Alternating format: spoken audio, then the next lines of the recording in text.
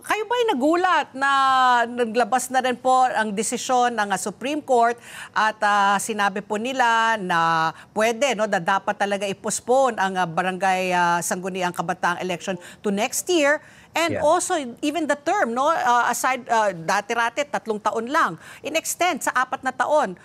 What do you think was the spirit behind the decision of the Supreme Court?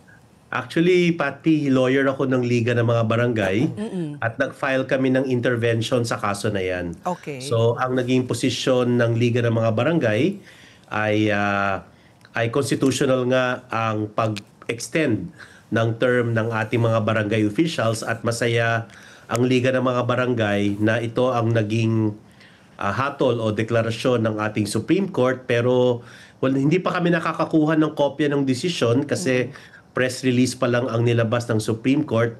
Nakita ko rin yung outcome ng botohan, 852, kaya't inaasahan namin na baka yung mga petitioners ay maghain ng motion for reconsideration. So I'm assuming, no, that you're happy with the outcome. Pero what do you think, what is the rationale why you extended, you asked for an extension from the 3 years, bakit po naging 4 years? Alam naman po natin talaga, ang local elections, 3 years lang po talaga ang term. Kasi maliwanag sa saligang batas, no, Patpi, na ang termino ng barangay officials hindi siya sumusunod sa general rule. Kasi ang general rule sa ating saligang batas for local elective officials ay 3 years. Nasa desisyon at diskresyon ng ating Kongreso kung iba ang haba or ikli ng termino ng barangay officials. Once upon a time, 6 years, naging 5, naging 3, ngayon ay naging 4 na. So, sinusugan nito ng ating Supreme Court na tama. Nasa kapangyarihan ng ating Kongreso kung gaano kahaba ang termino. Pero syempre, hindi naman pwedeng 20 years. No? Hindi naman.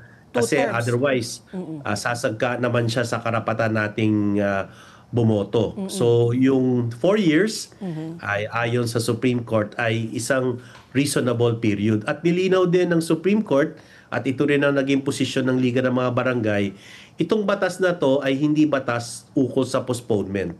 Ang batas na ito ay para magtalaga ng termino ng ating barangay officials, naging epekto lang or consequence yung postponement. Okay.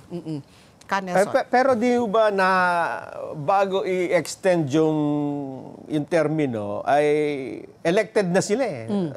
So parang retroactive yung effect ng batas, tama po ba? Kasi alam mo ba kung matutuloy ang eleksyon this coming December 1, effectively 2 years lang sila. Kahit na 3 years ang kanilang termino sa dating batas, kung sakaring matutuloy this December, magiging effectively 2 years lang sila. Kaya dahil sa in-extend yung kanilang termino up to next year, parang ang nangyari lang, tinugma mo lang yung 3 years na nakalagay sa batas sa 3 years na actual tenure nila. Kaya hahambing lang natin sa nangyari before. Dati kasi naging anli ang postponement. Postpone. Yes. Kaya nagkaroon ng decision noon na wag naman anli, wag naman postpone, lalo na kung walang dahilan. Kasi may epekto na yan sa karapatan natin maghalal.